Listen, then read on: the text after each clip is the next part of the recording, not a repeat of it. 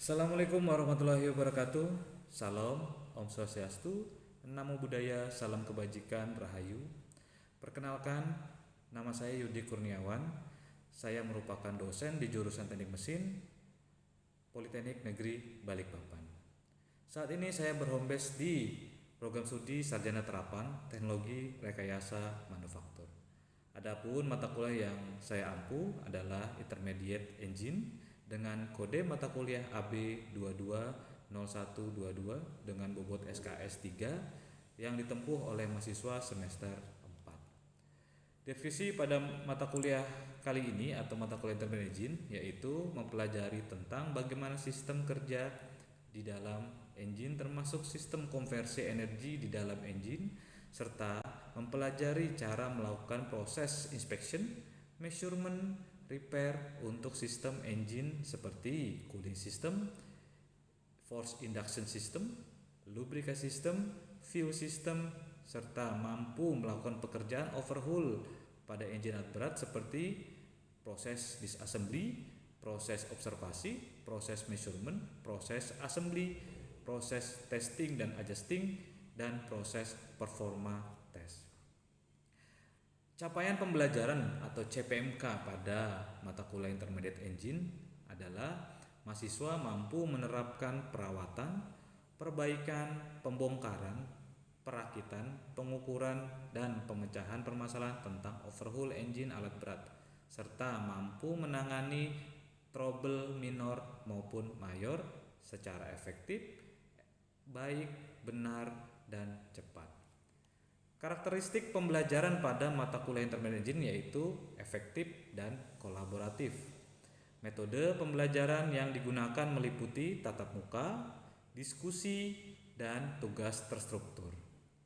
Materi pembelajaran pada mata kuliah Intermediate Engine yang pertama meliputi pembelajaran prinsip cara kerja sistem konversi energi pada engine alat berat seperti air induction system, fuel system, lubrication system, cooling system pada engine alat berat. Yang kedua, pembelajaran terkait inspection, measurement, dan repair komponen compression ignition engine. Yang ketiga, pembelajaran terkait cooling system, baik maintenance, testing, dan diagnostik.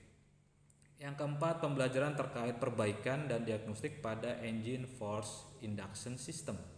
Yang kelima, pembelajaran terkait basic overhaul pada engine alat berat. Yang keenam, pembelajaran terkait proses disassembly pada engine alat berat. Yang ketujuh, pembelajaran terkait observasi dan measurement proses pada engine alat berat. Yang kedelapan, pelajaran terkait assembly proses pada engine alat berat. Yang kesembilan, pembelajaran terkait testing dan adjusting proses pada engine alat berat. Dan yang terakhir ke-10 yaitu pembelajaran terkait performa tes pada engine alat berat.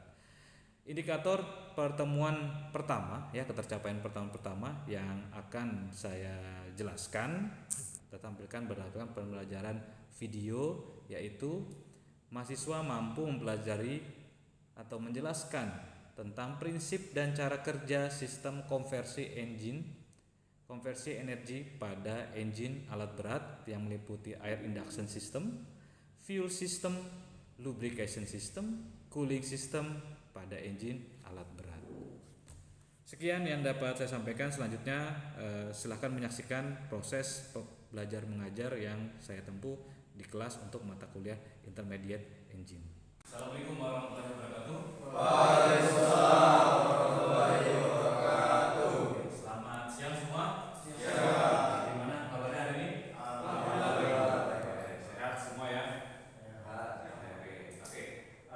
Untuk hari ini kita akan melaksanakan perkuliahan untuk mata kuliah Intermediate Engine. Mata kuliah ini merupakan mata kuliah lanjutan dari mata kuliah sebelumnya, yaitu fundamental engine yang sudah kalian dapat di semester 1. Oke, ini saat ini menginjak ke semester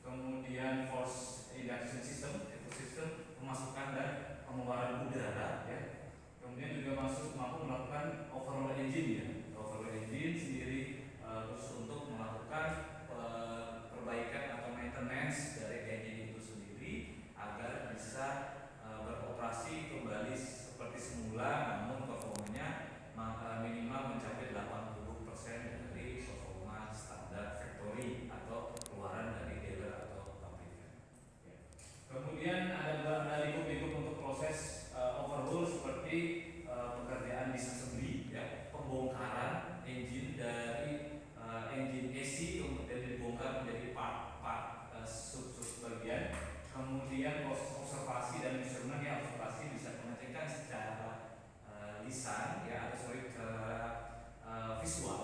Kemudian ada measurement dengan hasil pengukuran yang kami peroleh.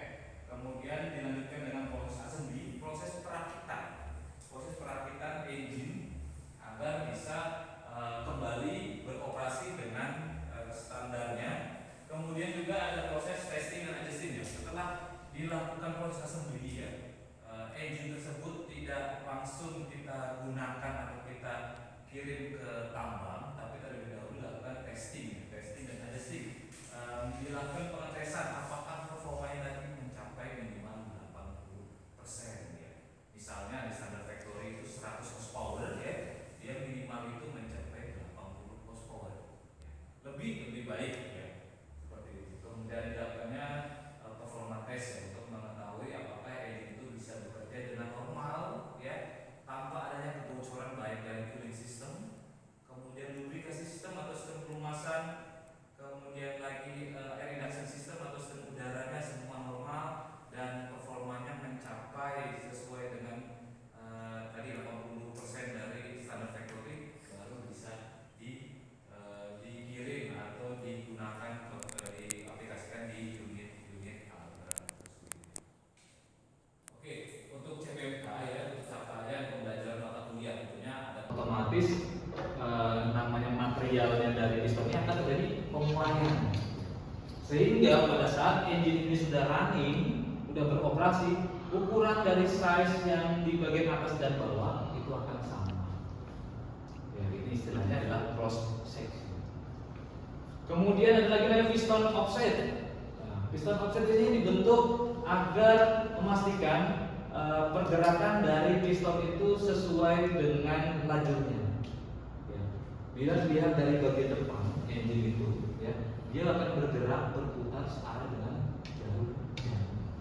Ya, untuk memastikan bagaimana dia bisa bergerak searah jarum jam, ada namanya piston offset. Di mana titik ini, kalau secara visual kita tidak tahu, tapi kalau kita ukur di bagian pin piston ini tidak tegak lurus, ya, tapi dia agak condong ke bagian belakang. Kemudian di bagian connecting rodnya dan yang terhubung dengan crankpin dari crankshaft itu akan condong ke depan. Supaya apa? Pada saat terjadi ledakan, dia sudah tahu posisinya dia akan bergerak kemana. Beda hal kalau dia tegak lurus ya. Kalau tegak lurus dia akan tidak tahu akan bergerak ke belakang atau ke depan. Nah ini istilahnya piston offset, atau istilahnya kalau di sepak bola itu piston offset, dia sudah start duluan ya.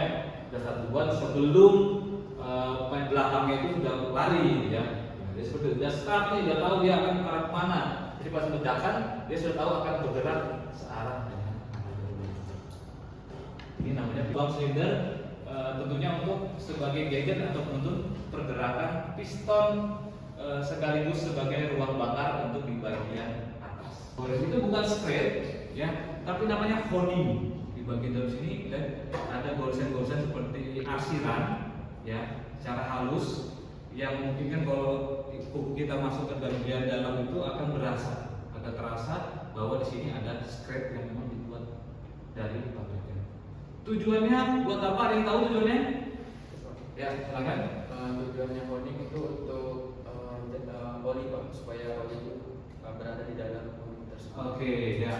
Jadi tujuan honing di sini adalah agar oli yang masuk ke dalam ruang bakar kemudian dia akan terjebak di dalam groove atau honing itu sendiri, sehingga memudahkan piston itu bergerak naik turun dengan pelumasan.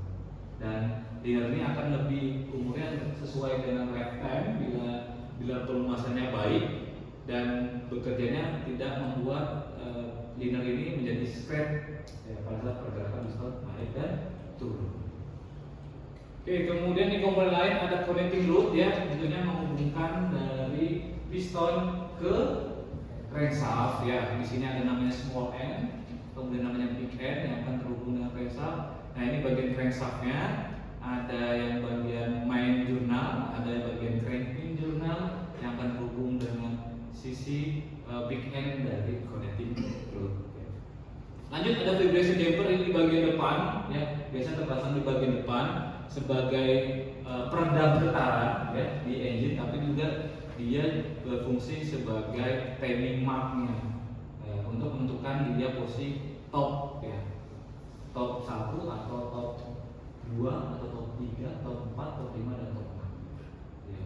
Jadi topnya nggak hanya top 1 atau top 6, tapi ada top 2, 3, 4, 5 tergantung dari fairing order ya. Jadi di sini tentunya mungkin ada kalau tambahan power take off atau PTO, atau juga bisa langsung ke clutch ya, atau juga bisa ke transmisi ya, atau flow transmisi dan segala macam. Fungsinya selain untuk starting di awal engine ya, pada saat kita mau menghidupkan engine atau running, ada mekanisme motor starter di situ yang memiliki gear kecil yang namanya pinion gear ya. Pinion gearnya akan terhubung sama ring gear di sini dan memutar yang namanya flywheel untuk start up awal engine sebelum running. Kemudian disusun sedemikian rupa supaya menyimpan momen inersia supaya dapat melipat gandakan putaran engine tadi untuk melebihi dari torque-nya sendiri. Lanjut. Oke, sebelum kita masuk ke dalam sistem engine, mungkin saya silakan waktu untuk bertanya. Mungkin silakan angkat tangan dulu. Silakan. Saya Ya, silakan.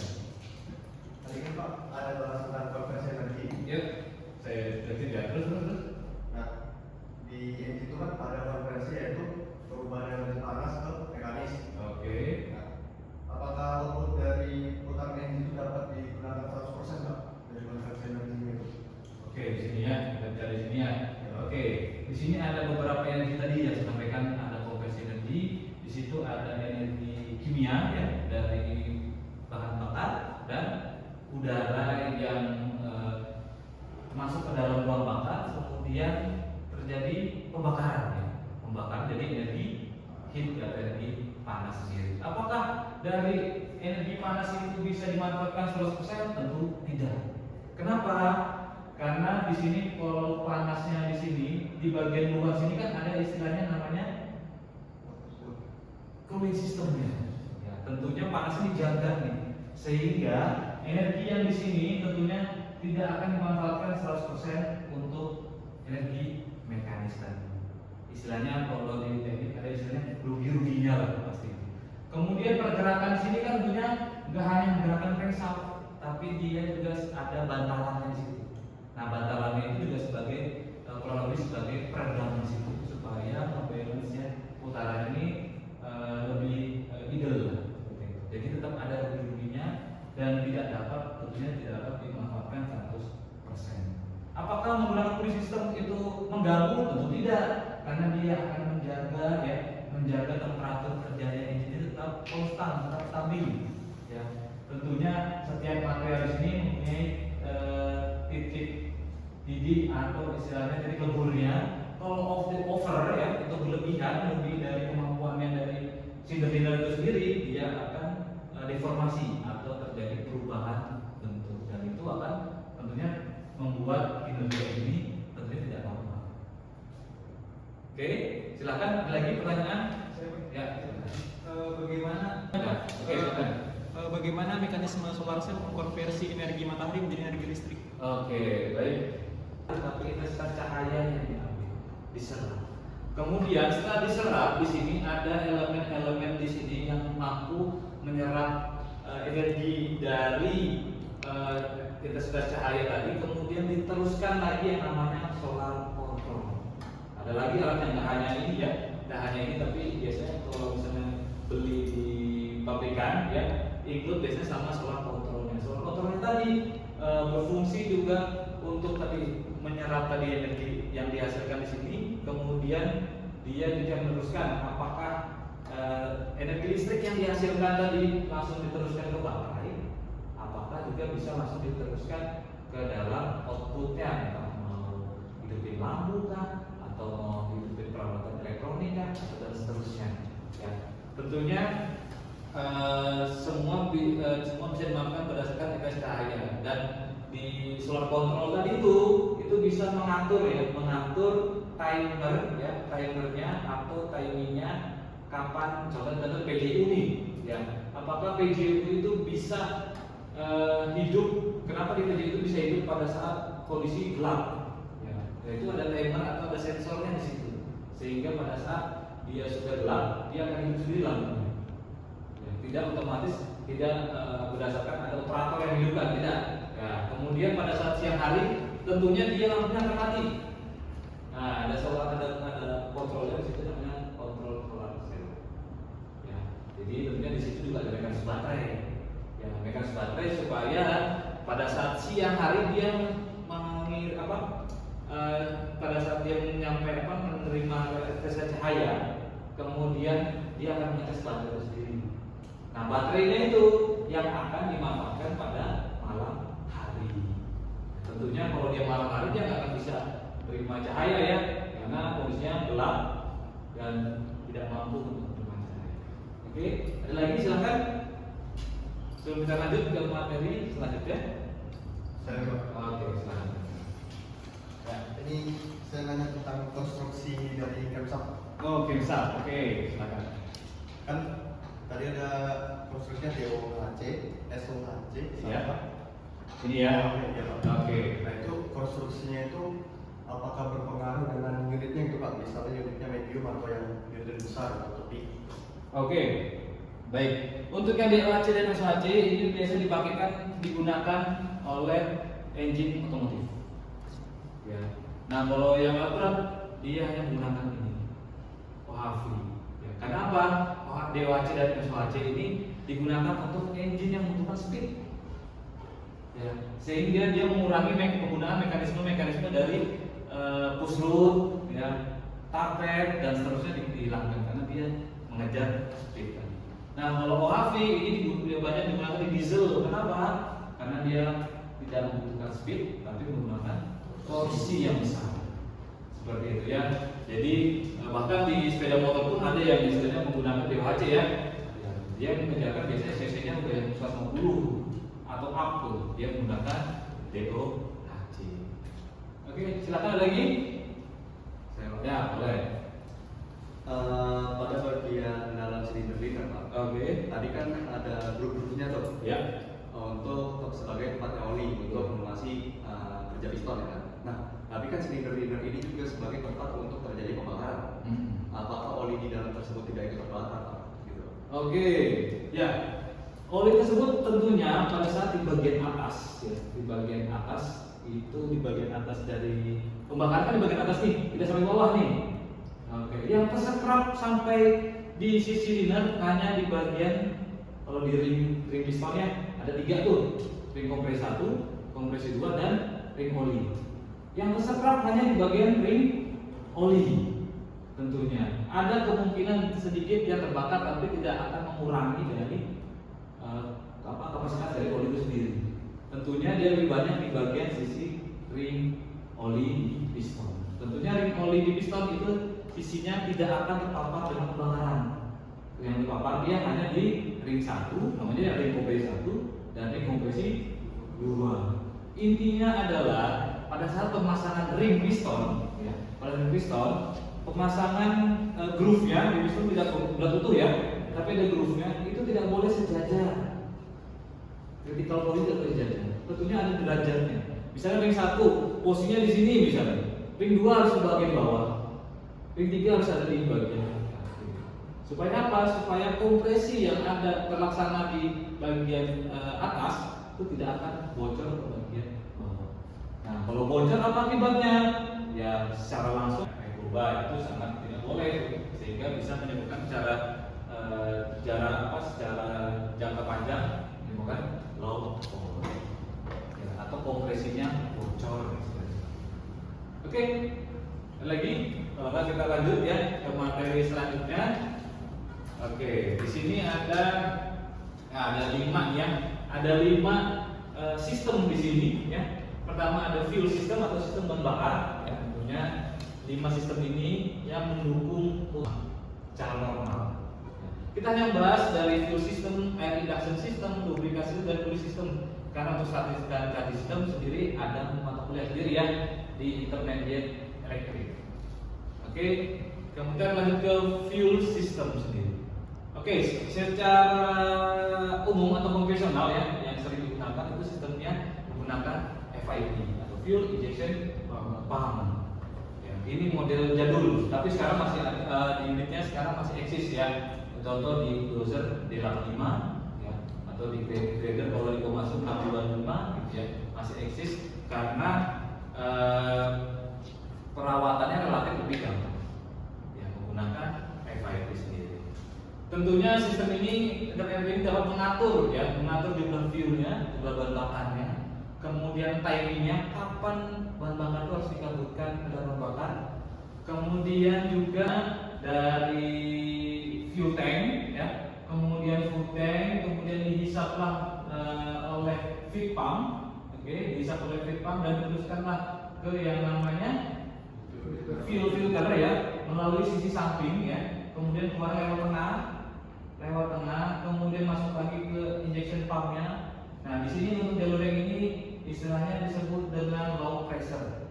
Nah, di low pressure sehingga pada saat mekanisme dari tangki disuplai ke dalam sini dia menggunakan hose saja, hose atau selang. Kemudian dari sini nah ini sudah bergerak ke bagian masing-masing ya, masing-masing pipe ke masing-masing injektor. Nah ini bolehnya tidak menggunakan hose tapi menggunakan pipa karena pressure-nya lebih tinggi, atau bolt yang dikendorkan saja untuk mekanisme pembuangan angin di sini. Pada saat dipompa dia akan keluar gelembung-gelembung ya. Selesainya sampai kapan? Sampai gelembung-gelembung hilang dan yang keluar hanya fuel. Setelah itu ditutup dan dipompa lagi sampai dia mengeras pada saat penekanan pompa tersebut ya, untuk pembuangan udaranya dalam sistem fuel. Lanjut di sini untuk sistem kerjanya governor ya. Ya, di sini ada plunger, kemudian ada misalnya control rack di sini yang mengatur timingnya. Mengatur dari jumlah bahan bakarnya. Ya, mengatur jumlah bahan bakarnya di governor, dia bekerja secara otomatis berdasarkan pergerakan dari namanya flywheel. Oke, kemudian dia menggerakkan yang namanya control rack sehingga plungernya bisa berputar dan diatur jumlah bahan bakarnya apakah butuh banyak, apakah butuh sedikit, tergantung dari load. Di sini ada namanya oil pump ya. Oil pump di sini akan menghisap pada saat engine running, dia akan menghisap yang namanya oli, tapi disaring dulu di nomor satu namanya oil strainer, masuk dan kemudian masuk ke dalam pendinginan oli ya, atau oil cooler ya, dinginkan oleh ini water sehingga airnya mendinginkan oli supaya suhunya turun. Kenapa suhunya harus turun? Ada yang tahu? Ya, silakan.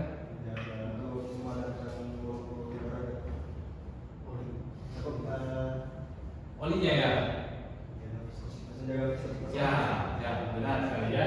Jadi jika oli ini panas, ya, viskosnya akan turun. Kalau viskosnya turun, otomatis kemampuan dia untuk memasi berkurang. Ya, kalau udah berkurang, otomatis komponen yang bergerak tadi bisa menimbulkan spread dan lain-lain. Ya. Kemudian jadi diturunkan suhunya supaya SAI-nya bisa atau viskosnya bisa kembali normal. Kemudian disaring di filter, ya. Kemudian masuk lagi di sini. Kalau ini contoh saya ambil di fuel system di engine D85 ya, atau engine 125 series.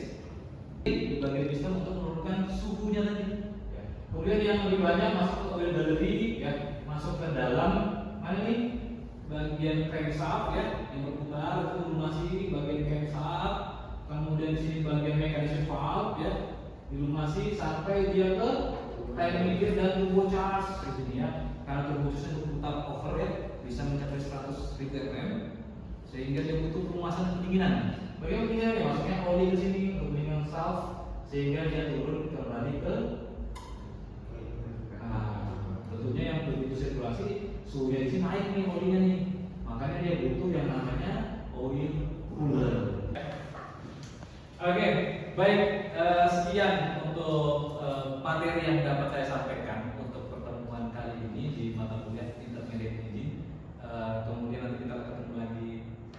depan ya. Kemudian sampai dengan 16 pertemuan. Ya, jadi pertemuan 8 kita melakukan praktek ya. Tentunya praktek overhaul ya, engine alat berat yang dapat kita lakukan di workshop alat berat. Kemudian sebelum mengakhiri pertemuan pada hari ini, saya silakan mungkin ada yang bisa menyampaikan kesimpulan dari pertemuan kita hari ini. Silakan. Oke, silakan.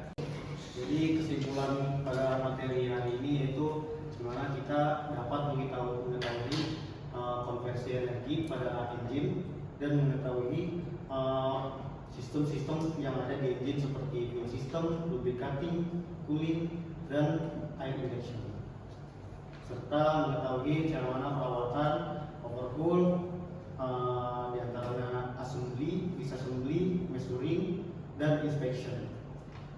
Oke, siap. Terima kasih. Oke, satu lagi ya. Oke, silakan Tur.